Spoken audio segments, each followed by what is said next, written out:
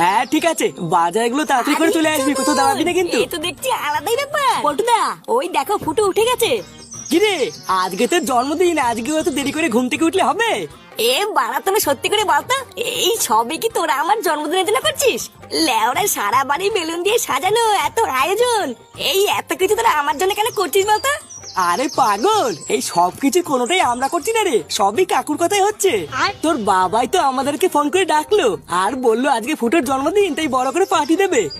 কি বলছিস? এই সব কিছু বাবা করছে? ফুটো তোর জন্মদিনে শুধু পার্টি নয়, আমরা বন্ধুরা মিলে মালের ব্যবস্থা করেছি রে। কি বলছিস কি রে? হ্যাঁ আর একটা কথা, সবাইকেই বলেছি, শুধু তোকেই বলিনি, একটু মন দিয়ে শোন। কালকের থেকে আমাদের পাশের ক্লাবে যে চোদনাগুলো আছে না, ওরা কিন্তু আমাদের ক্লাবের আশেপাশে শুধু ঘুরঘুর করছে, বুঝলি? কয়দিন আগে ঢ্যামনাগুলোর সাথে এত ঠাপাঠাপি হলো, তারপর থেকে কিন্তু ওদের মতে গতি আমার খুব একটা ভালো লাগছে না।